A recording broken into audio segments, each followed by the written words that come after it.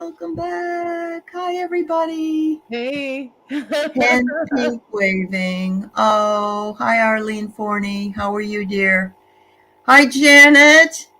Craig. Yes, Craig, I hope your thumb is better. Oh, poor Yeah. Craig. And Pierrette. Oh, I left my Hi. stones upstairs. Yeah. But it was because he kept pushing. That's why he said he kept, he wanted to make sure the job was done.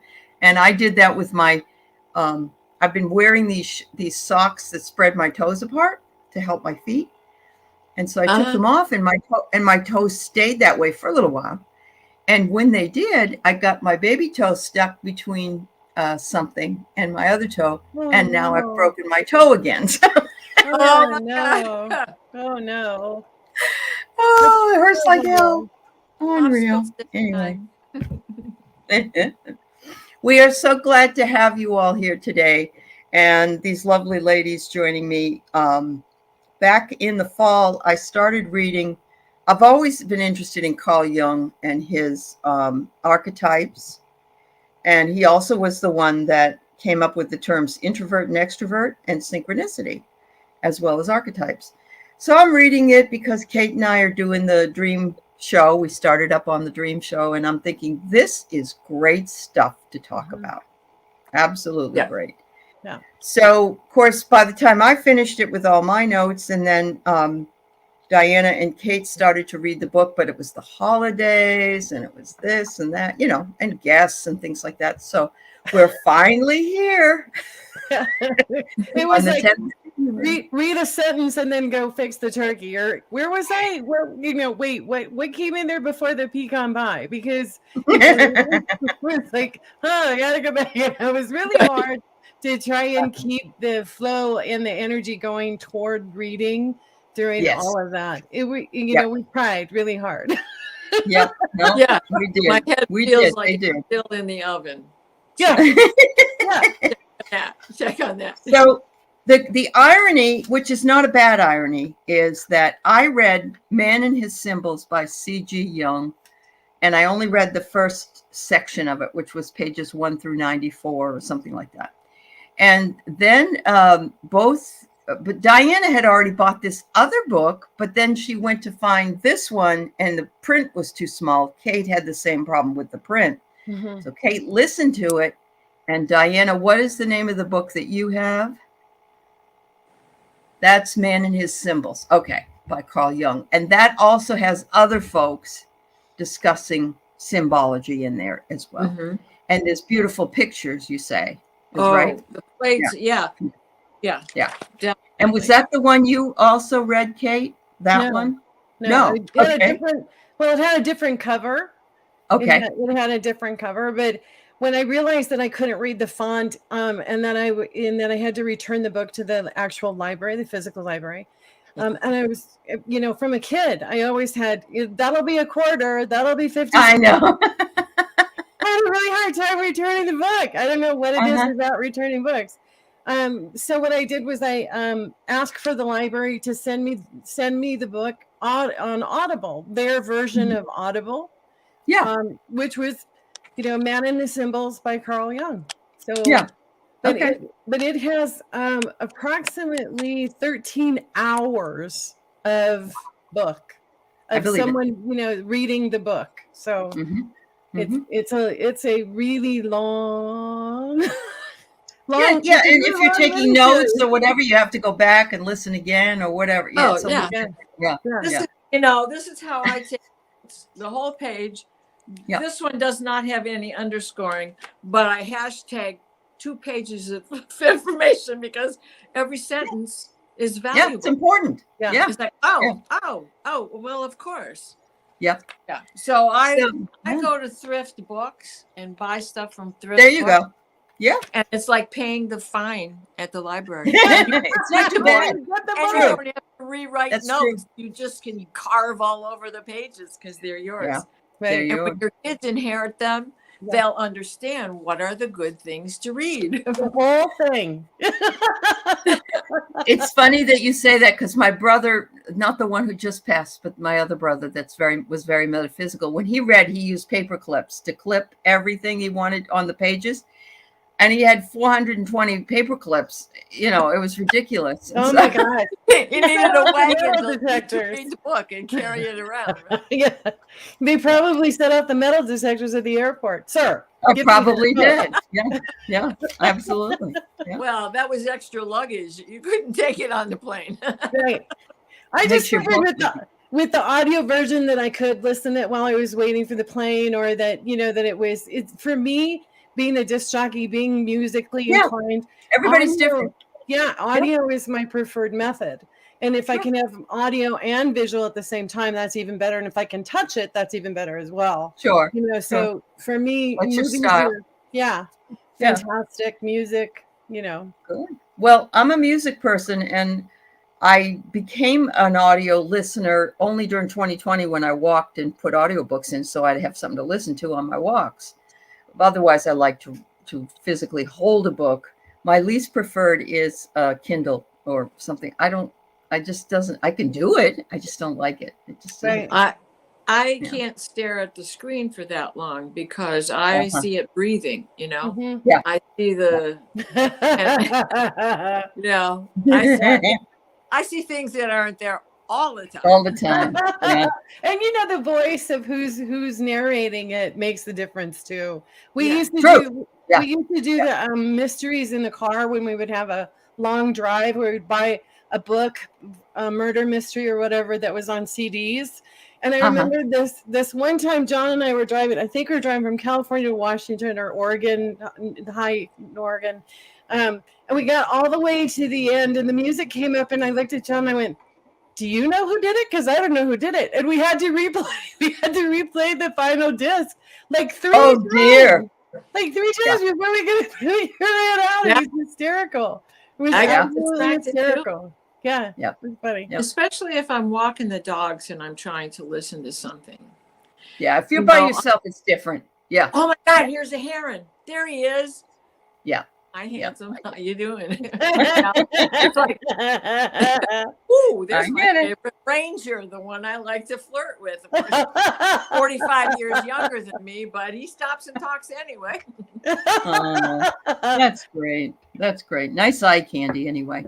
Mhm. All right. So I just want to give a little background on Jung, and then I want to open it up to you ladies to talk about things that meant something to you as well. Okay. But I was telling the gals when I was reading it why I felt it was so important to bring to this group is, hi, Lise. I want to say hi to everybody that's in the chat. Thank you so much for all being here and being with us today. And Mama Bear. Oh, hi, Mama Bear. So one of the things that he was the foremost important developer of the importance of dreams and symbols, and he, and how that worked. And Kate has a little story to tell you about an interview that he went through, but I just want to give you a couple of things about him. So let's see. It says here, he says that we see that an image is symbolic when it implies more than its obvious and immediate meaning or has a wider unconscious aspect. We use the symbolic meaning because there are innumerable things beyond the range of human understanding. Mm-hmm. And it helps us to represent concepts that we may have to clarify what it is we're going through. Because we're not filtering out our feelings about what we're seeing for the most part, unless we're scared, I guess, we are able to access. And ladies and gentlemen, this is the number one way to become more psychic, is you've got to get into your dreams and you've got to start pulling them apart. And it's important for you to do a lot of that work on your own, and not, we'll help you, but it's you that matters. Yeah. Yep. Yeah. And he says here also that as a human, we don't perceive anything fully or comprehend anything completely, no matter how aware we are, because there are so many different levels that we're operating under. All of our senses are limited by our abilities of the world that is only around us. Since we don't live in Africa, we're not privy to, what's going on. And that reminds me, I watched The Life of Pi this weekend, and I've never watched it. Oh, Yeah.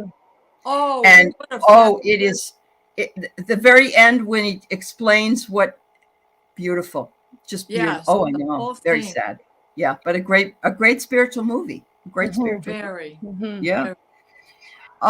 He says also that we have psychic knowledge in our minds, and that can be unknowable, making every experience we have an indefinite number of unknown factors. However, and some of these are absorbed subliminally, we are the ones. The dream is the unconscious aspect of any event where it is revealed more a symbolic representation versus a rational thought. And so if you look at the dream and you take the time to develop that, he says that the source for the investigation is there for us and underlies everything we need. And it's telling us in that dream what it is we need to work on. He does give an example. He said, Jung said he had a dream that his wife was, he didn't like his wife, or she was evil, or she was something like that. She wasn't a good person. And it wasn't his wife. He says, I don't feel that way about my wife. I love my wife. And they said, no, it isn't her. It's the female representation of yourself that you don't like. Right. And so because his wife was the closest female, as they went along, he finally figured it out, that there was some aspect of himself he felt was maybe sissified or whatever it was. He didn't. And that was back, in the late 19th, early 20th century, where men were supposed to be men, So I can understand why that dream occurred. He's having that sort of a feeling. But anyway, Kate, tell us about the interview and subsequent book that came from the interview, if you will. Sure. So the BBC did an interview of Jung, okay, and the gentleman that interviewed him with Jung, they became friends. And they actually asked him to write a book that he had shared on the interview, and he declined. He said, no, I'm not going to get it. Ordinary people are not going to get it, because there's so much sophistication in the psychology world, in the world of psychiatry. And, there's this sort of upper thinking arrogance that takes place among the professionals that have all this studied. And he was working with people like, oh, come on, what's the guy? Freud. He was, Freud, Yep. they would have discussions. Yeah. These guys, would have discussions where he was pretty much being poo-pooed and said, no, that can't be real. And what happened was that the BBC got so many letters. They were overwhelmed with letters from their audience listening to this interview, saying that was so spectacular. Please tell us there's more to this. Please tell us there's more to this. And he declined a second time. Okay. So it wasn't until he actually had a dream where he was standing in a public place and sharing with everyone what he knew, and that the audience actually understood what he was saying, that he said yes, that he would write this book, that he would go and collaborate with 4 other professionals in the field that would collaborate with him and give them he would give them the opportunity to share their perspective on what he had learned. And the whole idea around the book was from other people saying, please put this out. We want to understand this, and we want to understand this in layman's terms, please. Right. So what happened was the gentleman who had interviewed him, Jung, said, hey, I want you to be the coordinator, and you're going to, be the one that settles any little tiffs that they have between each other. You're going to be the one that presents me with every line that gets written, and I will approve every line that gets written. And he said, why did you choose me? And he said, because you're not very smart. And because if you can get it, everybody can get it. And that's my Right. confidence. He wasn't an intellectual. He wasn't an intellectual, right? So he was calling Man did not mince words. Yeah, I know. Sign me up. I'm in that category. But anyway, I'm the caliber of shrink. Yeah, right. Yeah. But it actually reminds me of doctors who have gone through NDEs and they didn't want to come out and talk about them because they were feared to be laughed at and, oh, you're crazy and all that. And probably at that time, this was just like that. Absolutely. You know? Yeah. Absolutely. Yeah. He said this was the joy of his life, to be able to share the information that he understood. It was absolutely the driving force on the last days of his life. They finished the entire book 10 days before his fatal illness kicked in, and then he passed away. So, I mean, it was, tremendous outside for, people saying, please, right? Yeah.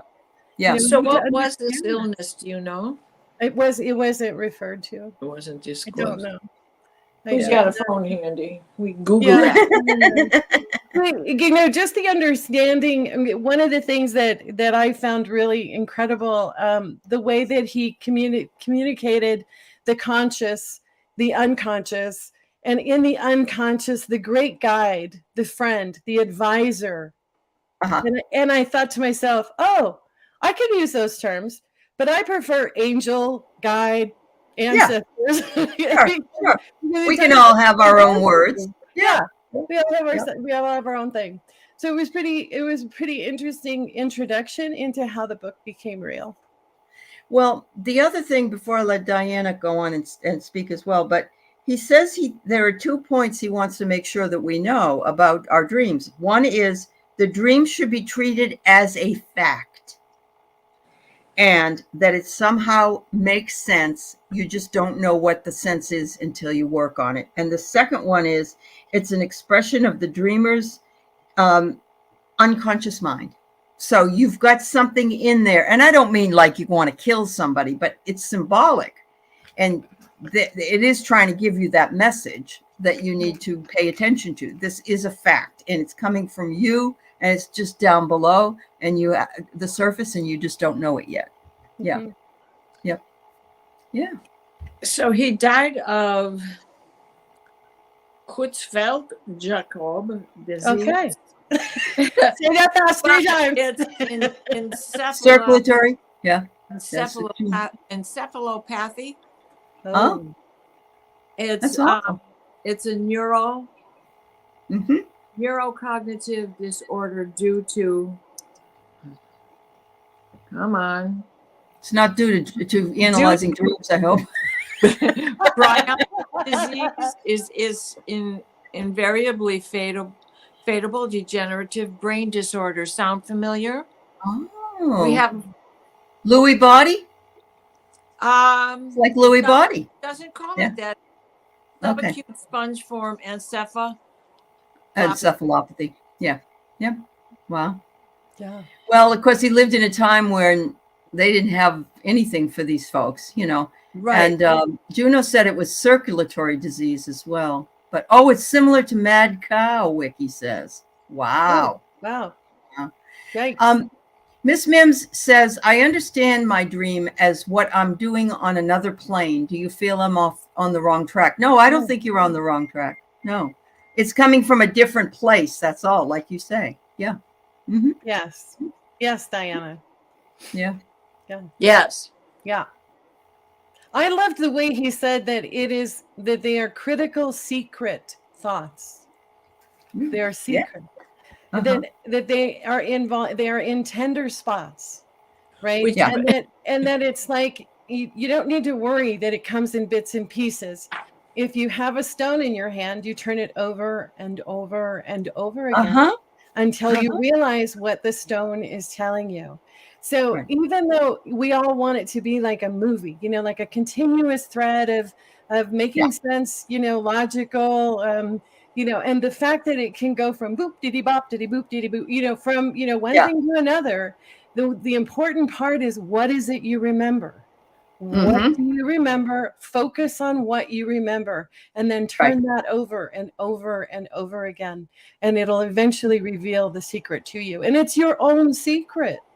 Yeah, yeah. You There's know, no. it's so Mhm. beautiful, right? It is. And that secret may be about the only thing that he and Freud agreed upon. Yeah. Oh, okay. Yes. You know, Freud is not really well liked by psychologists these days. True. No. That's true. No, because he was certainly locked into his train of thought, He and was, but he his did. ego was extremely It was involved, very big. Yes. and he never allowed room for No. And any Jung was very spiritual right from the get-go. Yeah, Everything right. was spiritual with him. He was Yeah. an astrologer before he became a psychologist. Okay. And Wow. he would use astrology as a tool, particularly when he had a client that or patient that was extremely difficult getting through to. Okay. You know, and don't Yep. forget he worked in the days of women being Oh, yeah. shoved in a bin for hysteria. Yeah. You know. Yeah. That's a whole other topic about how they Ooh. handled that. Yeah. And Yeah. and there's a really good show on PBS. It's on Masterpiece Theater. It's called Vienna Blood. Love it. And talk Yeah. about archetypal Okay. behavior. Yeah. One of these characters kind of resembles Carl Jung in his behavior and in the way in which he helps and heals people. Right. The curiosity, the not being locked in, the not, Uh-huh. you know, the willingness to look outside the box and accept something as truth, even though somebody else isn't saying, "Oh yeah, that's true."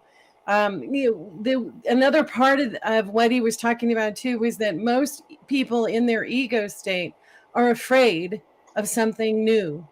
They're afraid Oh, of yeah. learning something new, of seeing something new, right? They're afraid. There's this fear element in the ego. Cognitive dissonance. They're worried that, yeah. And that's where they can say, you know what, I'm not going to remember that dream because I don't want to do that. It was just too scary. You know, where Yeah. in most cases that I believe that the messages are benevolent, that they're not, and the reason and they, when they repeat and repeat over, it's like you've been ignoring them too damn long, you know? yeah. Variation of the theme. Hello. Yeah. McFly. You're on reruns. Come on. There you go. McFly. Yep. Amazing. Wow. Anything in the book else that you want to mention, Diana? Miss Mims thought it was fascinating. She didn't know about him being an astrologer, so that was a little tidbit I didn't know either. Yeah. I learned that from just studying astrology. Okay. You know. Okay. Yeah. So it's not something that's in the book. Okay. So where to start with this book? You know, when I first began, I'm going, wait a minute. This is beginning to sound like he's all against dreams, and yet that's his whole thing. I mean, he did a dream book called The Red Book, and in there are his artworks and things. So as it progressed, that was just the backstory on him and the split with Freud. Okay. So one of my favorite things was when he started talking about the 10 dreams from the little girl to her dad. Where's that? Hold on, let me get to that page. Where'd it go? I just had it. Should have paper clipped it. I know. And get a wagon. Okay. So when I read the very first one, I'm going, oh, this is a Baba Yaga fairy tale. Yeah. You know? I mean, so these are fairy tales. These are church sermons. I heard that stuff in the 50s.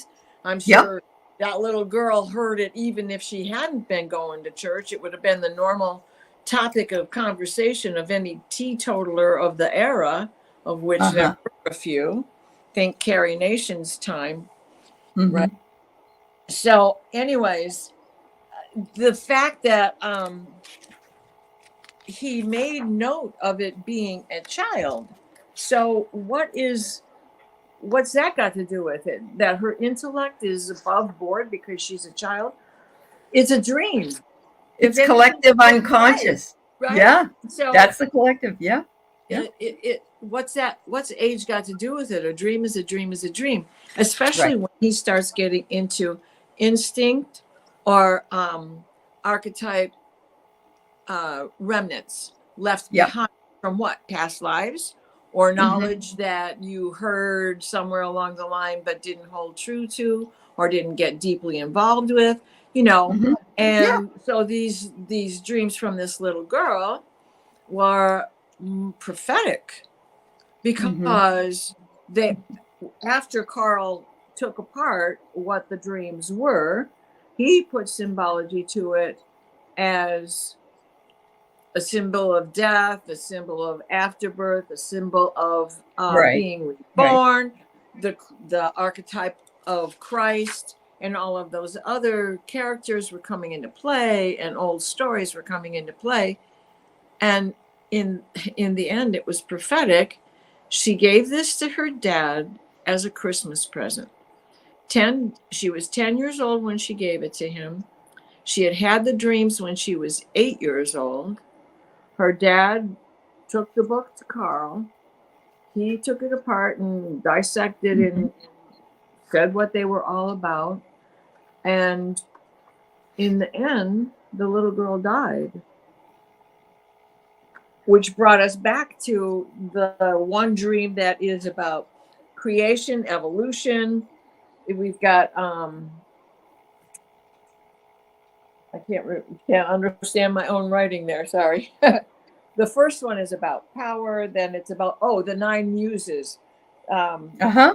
The second dream, the ascent into heaven with the 9 muses dancing. She had all this dream of people dancing, as above, so below. The devil was up in heaven, and the angels were helping those below. And then Wow. the next dream was about evolution, and then one of creation. And the fifth one is, this one I find interesting because a drop of water is seen. She started these out as once upon a time when Mhm. she wrote to her dad. These are just like a synopsis of it. Okay, a drop of water is seen as it appears when looked at through a microscope. The girl sees that the drop is full of tree branches. This portrays the origin of the world because it's the tree branches, but it's also a portrayal of Christ because he Right. is considered the tree. He died on a tree, he was crucified on a tree. But what I find interesting is there is an artist out there right now, and we know the work that they've done with water, ignoring the glass and paying attention to the glass, and how the water in the glass that's paid attention to Right. formulates and grows and thrives where the other one just evaporates. But Mhm. there's an artist who has begun photographing drops of water just as they begin to freeze. Hmm. In those photographs are what you see in the microscope. So this Hmm. little girl hadn't even seen the microscope. Right. So Right. again, we see something that's a prophetic dream Yeah. in her, through her brain, right? And Mhm. then we have influences and transformation and baptism and blessings and the swarms of gnats and stuff that she had with the bugs. And it ended up being a prophecy of her own death, of dying in a fire Wow. from a fever. Hmm. So, and Yeah. then I question what is instinct and what is an archetypal remnant. Aren't they sometimes the same thing? Mhm. Yet he's Well, trying then, to yeah. say that there's a difference between the two, but one can lead to the other, or one can lead to the other. True. Question that there's really anything separate between the two, since we really don't know how far back we go. Correct.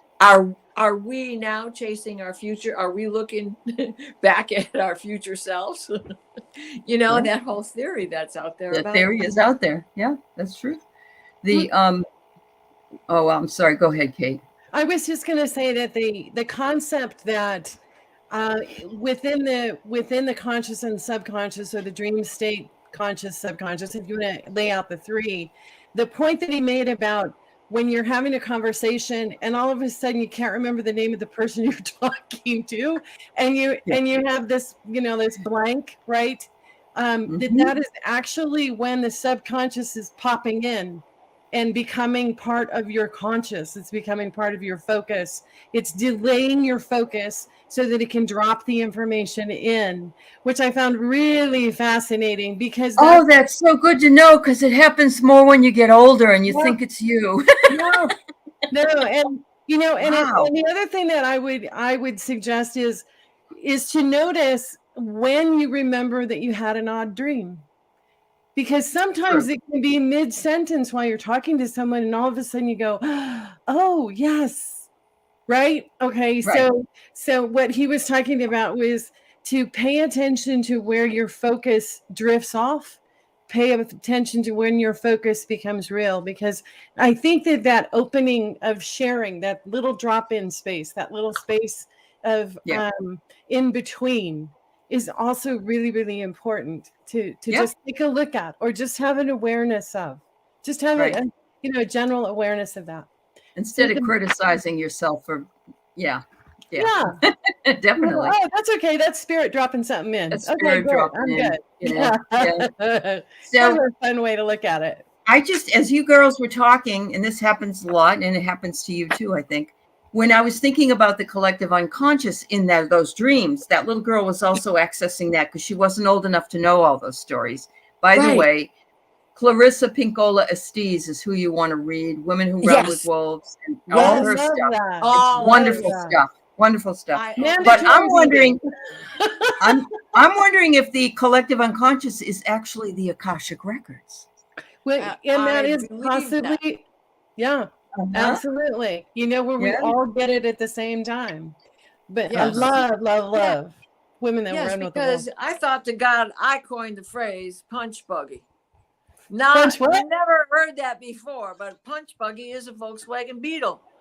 And I had never heard that before, and I owned one, and I thought, well, I'm going to call this my punch buggy, because you had to pop the clutch a lot. And I because it was a Michigan car, and they used to steal salt back in those days.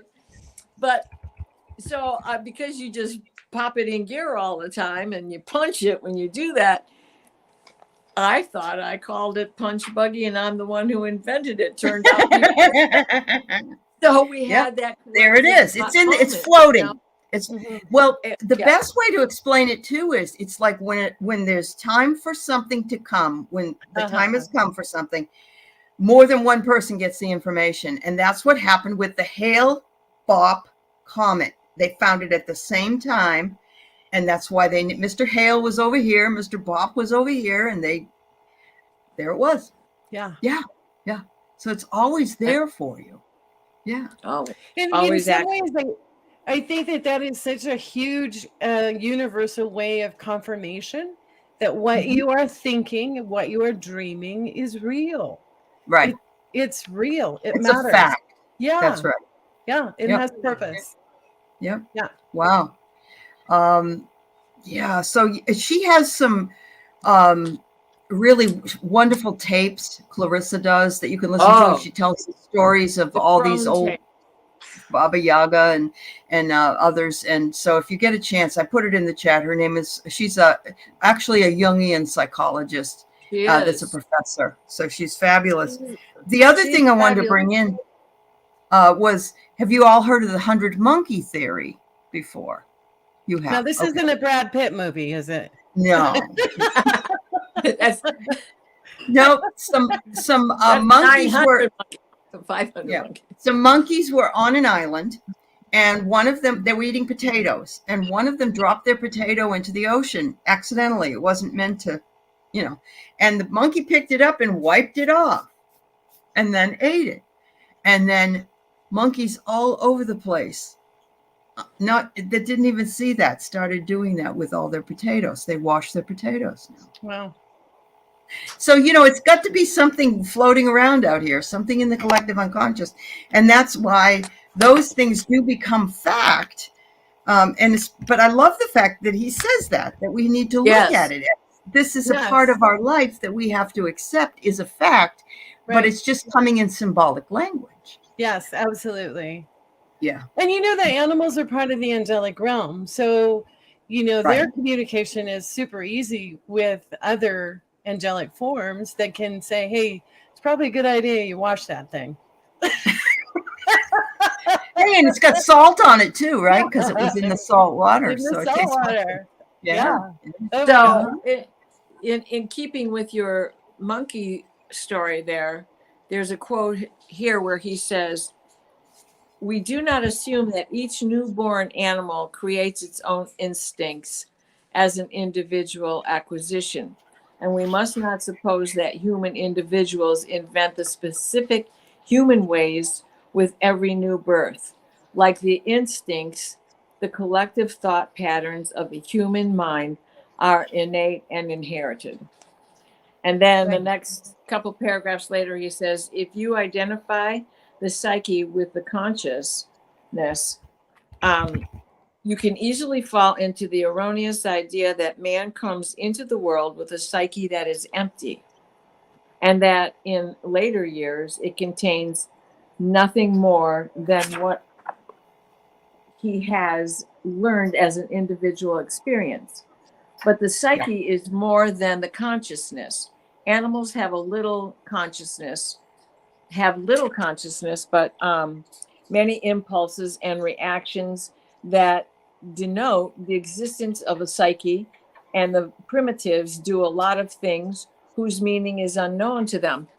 And on that, I wrote a question. Oh, really? Do they?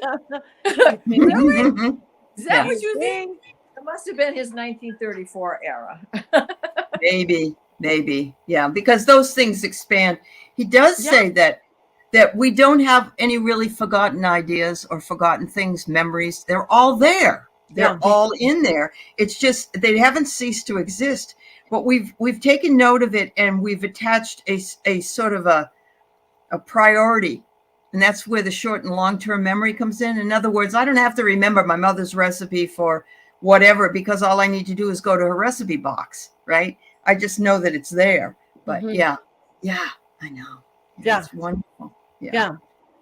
I think that there are so many places where dreams are looked at as just sort of a continuation of the sentence, where if we really took a look at all the different places in history where they've talked about dreams, I'm not just talking about, like not just Rasputin, but like Daniel, Daniel from back to the Middle Ages. I know. Keep going back, this is the natural communication between realms. This is the natural way of doing things.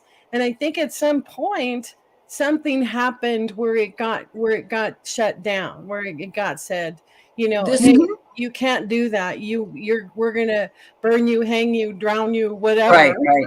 Yeah. That's the progress of man, because all dreams were considered prophetic up until man's civilized ways gave him the lack of need, telling him, you don't need that. That's crazy. That's crazy talk. You have enough power on your own. You're not gathering power from the above or the below. And this is where the abandonment of ritual and the belief system. I'm not talking about religion per se. No, I know. Just faith system. Belief in something, in a higher power, becomes very, very important, because that's really what it's about. Yeah. It's not about man being all that, because we're not. Right. Yeah. he said that, and I agree with this, and you would too, Diana. You're an artist. You're a visual artist. It says many artists are inspired by ideas that emerge out of their unconscious minds, and using dream symbolism. And there was a painting I just put up the other day that I saw on Facebook of a man, and he was naked. He was on a rock, and he was reaching out to his father who was drowning, but he was not paying any attention to his wife and child. And, you know, the idea was that he's reaching far into his past, but he doesn't care about his present or future at this point. And I would not, you know, there's so much in there, but it also reminds me of Stephen King. He always uses weird things from his dreams in his books. There is inspiration. I think that Sagan was also influenced. Is it Carl Sagan? The one Carl Sagan. Yeah, it was also, and it wouldn't surprise me in the least if Roddenberry was, and so is what's his face with Star Wars. That guy. I can't think of his name. You know who Lucas. George Lucas. George Lucas. Yeah. We're like, Well, wait, Isaac I'm getting the download. Isaac Asimov and Frank Herbert with the Dune trilogy and beyond. Frank Herbert's books are all of his books. I was so into the science fiction. I was so into Dune, but all of Frank Herbert's books, The Moat in God's Eye, fascinating, they're all fantastic. Yeah. Yep. The Foundation trilogy, Isaac Asimov. Well, it's all, you know, this conversation that we're having, you know, with our gifts, with what we're meant to be doing with our purpose. Musicians have it, you know, songwriters have it, poets and literature and art, and you know, those are gifts of the spirit. You know, those are gifts that are, you know, when they're connected, that's, you know, the benefit that we all get to enjoy when it is made available to everyone. But that's right. I think as individuals, for us to be able to follow and listen and pay attention during the day of what pops in as last night's dream, or the last week's dream, or even 2 lifetimes ago's dream, you know, to help us become more focused and connected with, you know, advice and feeling and direction and understanding that this is something to help us shine. This is something to bring out our gifts, to give us our confidence and our ability to just be who we are. Because as you are on the planet, there's purpose and meaning to where and what you are doing. That's right. And how it affects everyone else. So, you know, this incredible orchestra that's around us and that's in the dream state that says, come on, let's try that one again. That's right. That's right. Well, you know, they're meant to restore our psychological balance because we may not want to think about things that we dream about because they bother us, because they show a shadow, maybe our shadow side as well. But he said that messages are of greater importance than most of us realize. And that's why I'm still going to link back to the idea that take your dreams as fact until you can sort them out. Your idea is the best, but also don't be fearful of them. You know, they're very important to consider. They're just another aspect of who we are, another personality. It's solving the riddle.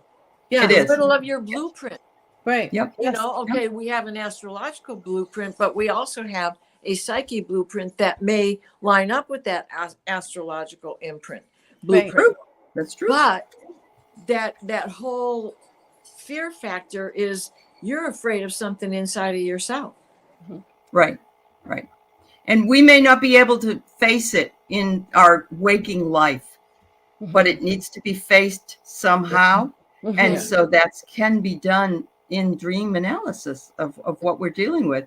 And but at the same time, you know, people will say, I'm going to run out and buy a book that tells me all the, what this horse means and none of that is, you don't want to do that. You don't really want to do that. Yeah. Right. It needs to be your own. You can make your own dream dictionary. Yeah. That's right. Exactly. Because you, like he says, you cannot hold a symbol to be the same for each person. Right. Horse of another color is a horse of another color. Right. You know, I mean, they're still 4-legged and they're still powerful and they still have a mane and a tail and for hooves and Mostly. teeth Yeah. that are missing that are perfect to put a bridle in, but some of them won't let you ride them. Yeah. Yeah. No. You know, Yep. you know. So Yep. he says, speaking to that past thing we were talking about with ritual, where there's a will, there's a way is the superstition of modern man. Yes, in order to sustain his creed, contemporary man pays the price in a remarkable lack of introspection. He is blind to the fact that with all his rationality and efficiency, he is possessed by powers that are beyond his control. His gods and demons have not disappeared at all. They have merely got new names. Mm-hmm. So they're still here. So why sacrifice the old knowledge just to claim to be civilized? Yeah. Egg me. Elena the Trods, if you don't know who she is, she's the antlered goddess. And she has been one of my foundation follower leaders since I was a little kid. I used to see her when we'd go to Stopel Park. You know, I mean, just the place where the swings and the slides and kiddie park was, right? And I mean, you're talking the 50s. So Yeah. this is a Celtic goddess, but she's also from many other cultures. Correct. None of these goddesses and gods have a solo story. They're intertwined and overlapped with other gods and goddesses from other cultures. Right. So seeing her and following her trods all the time, last year at about this time, I was walking the dogs in the woods, and loud, thunderous voice, she says to me, "But you are one of those who must bring the past, because you are of the past and you are the future." So we can't let go of that. We need to keep hanging on to that. We need to keep spreading that word, even though we can go into the future. We can learn things, but don't forget that. And don't be embarrassed by ritual. Right. So many people find them, especially men. No offense, any men listening to us, Craig. I know you're there. It's There's a lot of men that don't feel comfortable. No, they won't There even are. sing a song. Yeah. Yeah. You know, a blessing over the food doesn't have to be what the Catholic Church tells you to do. That's It's right. just asking and saying thank you to Gaia, to whomever, to grandfather sun, to grandmother moon, Right. to the thunder gods for the rain. And I think one of the key aspects that you're mentioning, Diana, is we're not meant to walk this earth alone. We are meant to connect with each other and to share with each other, you know, those hopes and dreams and excitements and disappointments. And, you know, we're meant to connect with each other because when we connect with each other, there's a power there, that there's a greater understanding that we are more alike than we are different. And that there are times when, you know, like when we, for me at least, when I interpret a dream that someone has shared to me, it's very intuitive. It's not because I've read any book about what the actual symbol means. It's because what I see is stepping back away from me and stepping into the dialogue, stepping into the words that are being used to describe the dream. I'm not saying that all of the ways that I interpret them are correct, because only the dreamer the dreamer can. Only the dreamer knows the correct experience. Exactly. But engaging with the dreamer, I'm extending a heart and a hand that says, "It's okay. Come with me. We can do this together. Right. Let's unravel this together. Let's untangle it." And you're in a safe space to do that.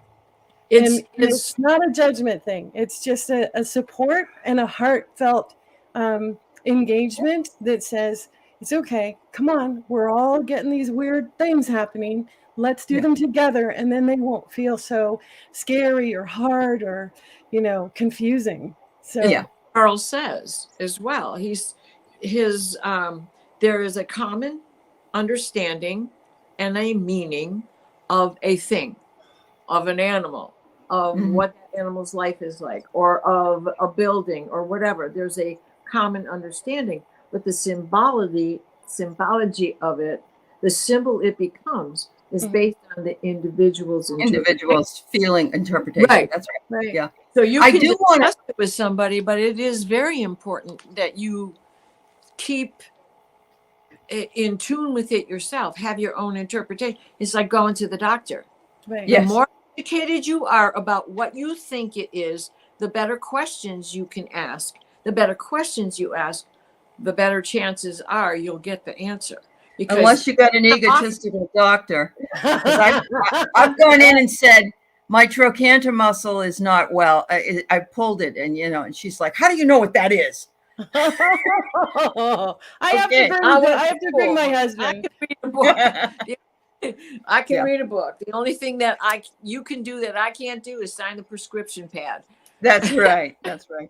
I do want to mention something that's important, and that is, while we can't figure out what the symbology is or why people dream about the things that they do, because it's personal, there are certain motifs that show up in our dreams that are universal motifs. In other words, they're things that, such as falling, flying, dangerous animals, hostile men, naked in public, being lost or in a hurry, fighting or being defenseless, running.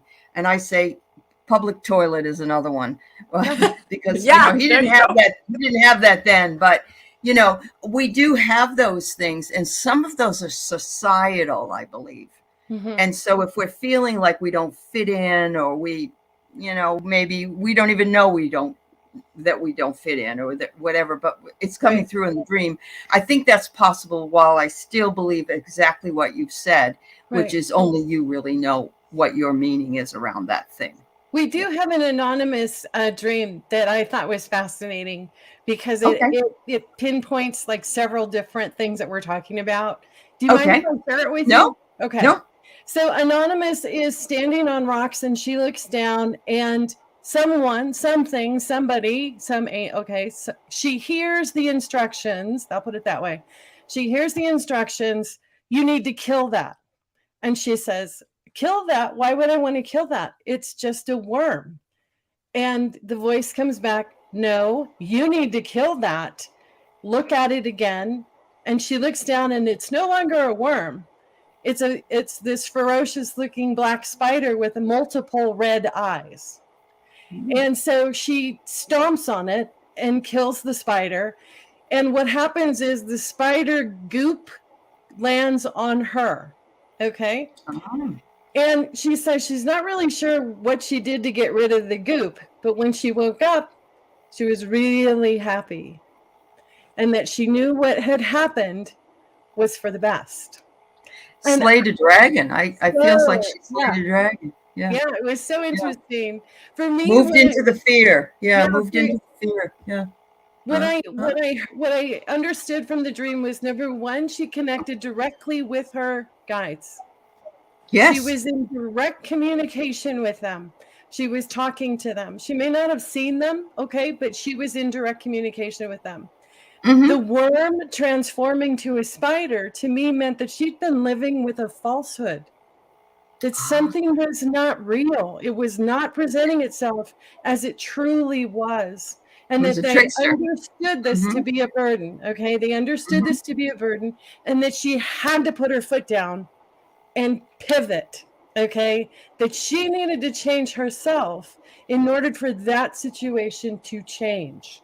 And you have those moments in your life when you suddenly wake up and you go, oh my gosh, this is really what this is. And you are never the same. You never see the person the same way. You never look at things different, because something has immediately pivoted and changed who you are. Some sort of behavior, some sort of awareness. The fact that it became engrossed on her meant that she took on, that she understood that she took it on. She understood the pivot and then was so relieved and happy that she never had to see the worm again.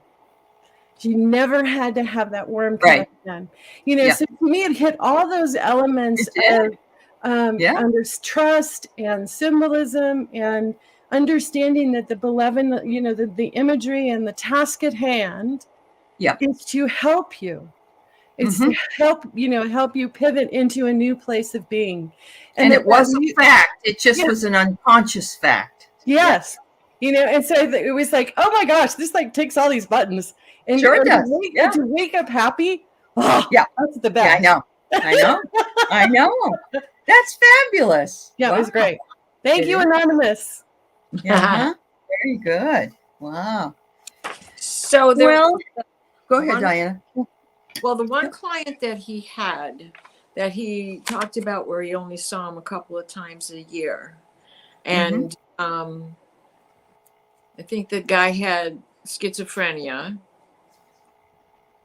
because Carl says it is something that he could never be cured. But one day, after several years of seeing him only a couple of times a year, the guy comes to him and says, I'm cured. I don't need to see you anymore. And what had happened was the same reasons why Carl Jung did not come right out and treat this guy with, this is the truth. You got this problem and you're never going to recover from it. You have to be aware of trigger signs, was exactly why the guy was able to tell him, I'm healed.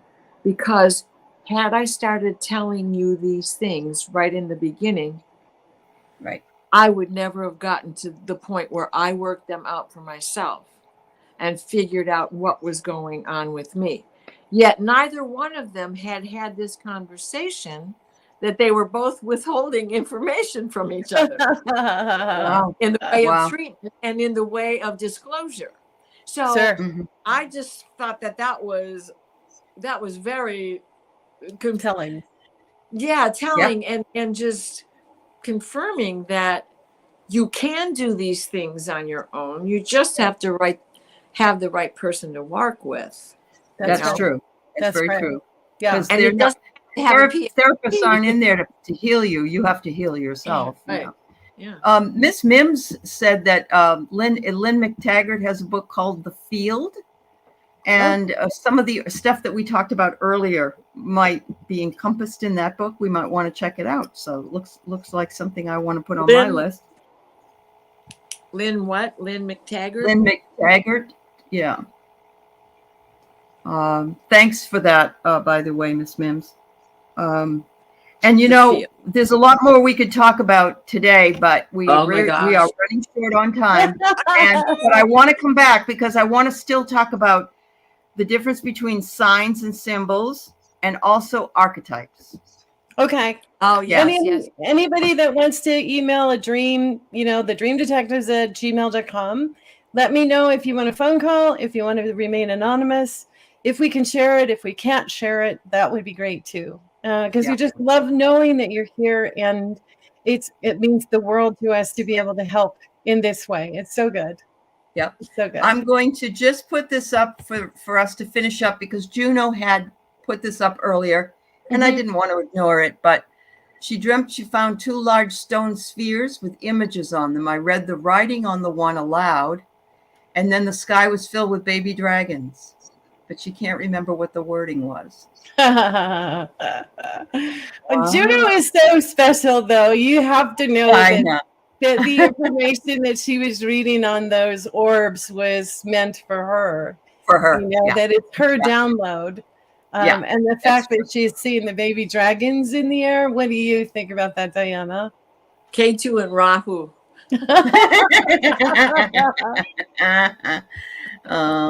That's cool, wonderful. Though. Yeah. Thank you. You know, thanks everybody. Yeah. Go ahead, Diane. Go ahead. No, I was just like, I got to sit down and think about this one, but I thought that was an awesome dream. And I like the fact that you found it in the stones because I do that all the time.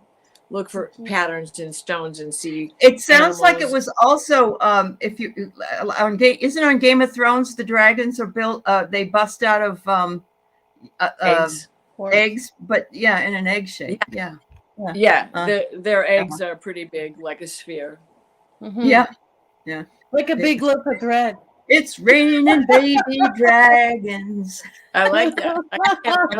I know how to tame them. Oh, she said she used to think they were for slaying. Yeah, but now they're your guardians, aren't they, Juno? Yeah. Oh, That's right. Falcor. So Remember good. Falcor in the Never-Ending Story? Uh-huh. Yeah. Some of those stories are he's so a good much luck fun. dragon. Yeah. Mhm. Yeah. Hi, warrior girl. I'm glad you came through. Yeah. So we'll come back. Probably be a little while. I mean, but we'll come back and talk about the other things too. But next week we'd love to talk more about your dreams. So let us know what they are and what you think about them. And thank you so much, Diana, for being our guest today. And you can come anytime, as you well know. And Kate, thank you so much as always. Love you guys. Yeah. And all those folks in the chat and those of you who have shared your information, we love you and we thank you because that's what the show is all about. So thank you. Thank you. Till next time, sweet dreams. Yep, sweet dreams. That's right.